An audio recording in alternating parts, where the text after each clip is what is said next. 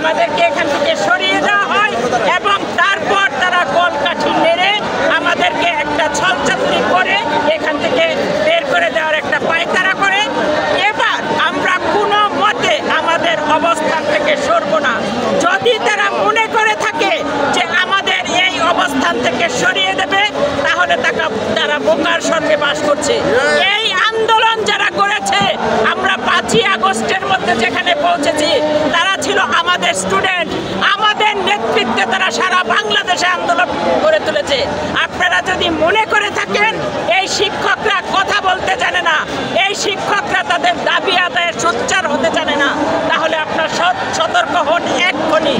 আমাদের যে দাবি ছিল 40% বাড়ি ভাড়া, সেখান থেকেও আপনারা ছলচাতুরি করে 20%-এর কথা বলে আপনারা বাড়িতে পাঠিয়ে দিয়েছেন।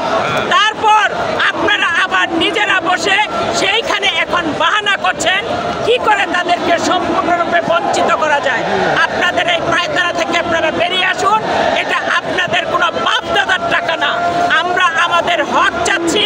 আমাদের হক আপনারা যত দ্রুত সম্ভব আপনারা দেওয়ার ব্যবস্থা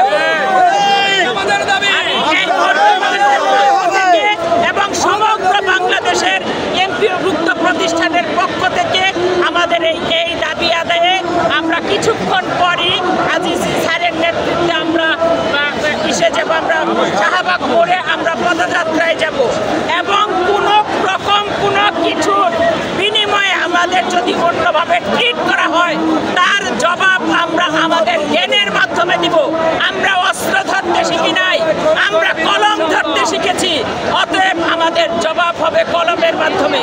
আমি যেহেতু লেখালেখি করি, আমি এখন একটা কবিতা আমাদের এই আন্দোলনের জন্য সেই কবিতাটা আমি পড়তে চাচ্ছি। তোমাদের মাথায় চাপিয়ে দেব।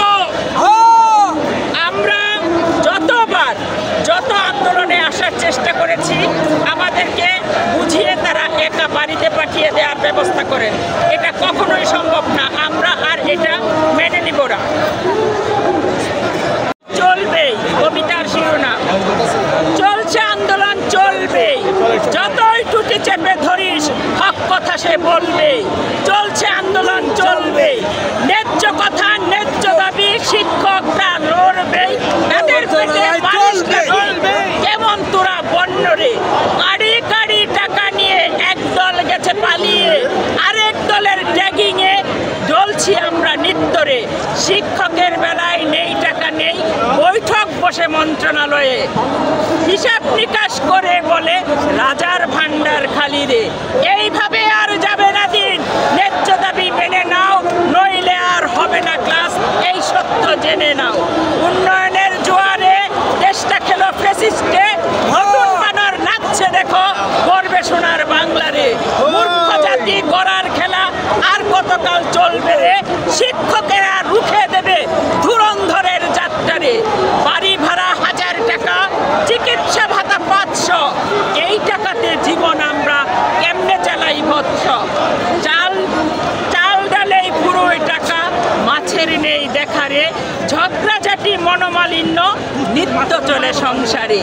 সুযোগ্য জাতি গড়তে শিক্ষক বাঁচাও আগে, নইলে মুখে তুলবে ফেনা, গেল রে দেশটা গেল রসাতলে।